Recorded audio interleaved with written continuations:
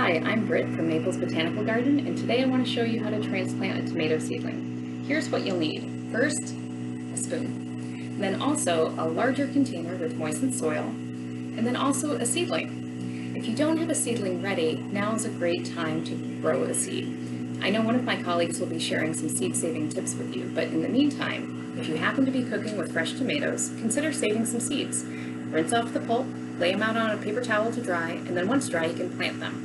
Remember, even if it doesn't grow into a fruit-bearing plant before veggie season ends, there's still value in watching a seed grow. So these seedlings we started a few weeks ago for one of our April school field trips. And you can see that these seedlings are starting to stretch. They're getting kind of tall, and they have their first set of true leaves. So that's not the cotyledon leaves. These are little baby training wheel leaves. These are the grown-up adult leaves. So that's a signal that these seedlings are ready to step out of this tray and into a larger container. So to do that, you're going to take your spoon and hold it the wrong way. It just makes a really good lever. I suppose you can use a fork, but you're not going to get poked with a spoon. So use your spoon to gently dig around the cell, if you happen to be in a cell tray. Otherwise, you want to give a nice little perimeter around the root ball of your tomato seedling. And then you use your spoon as a lever to wiggle the seedling out of the tray. Just be careful to keep the roots intact as much as you can, and a lot of soil around those roots.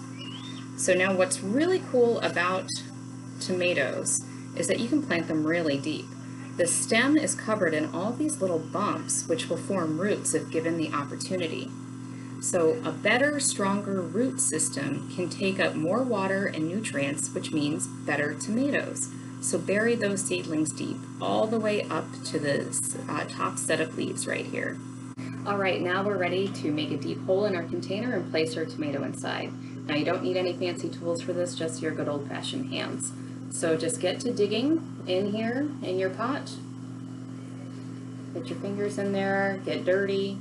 It's okay, this is good for you. And make enough space for your tomato seedling to fit in, and then gently pick up your seedling. Your seedling, and remember, we want to get it buried all the way up to here, up to the set of leaves. So you're going to bury this whole stem. And so I've got my pot here, and I'm going to gently set it in. And all of this magic is happening off screen, but it's happening. Gently, gently, gently. We'll get that buried right there. Now, where I see a lot of people go wrong is with their containers when they're transplanting seedlings, and this sounds kind of weird, but they don't put enough soil in the container, and you think that this container is this deep for a reason, and so you want as much soil in here as possible so you have enough opportunities for your plant to grow and its roots to take in water and nutrients. So once you're done planting your seedling, the next thing you want to make sure that you do is label it. And I happen to have a label already made here, so this is a beefsteak tomato.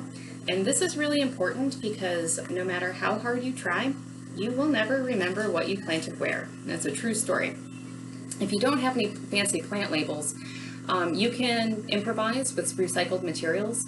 Probably one of the best tips I ever got for making plant labels or doing any kind of gardening actually is from a teacher at Donahue Academy in Ave Maria. She told me to use old mini blinds.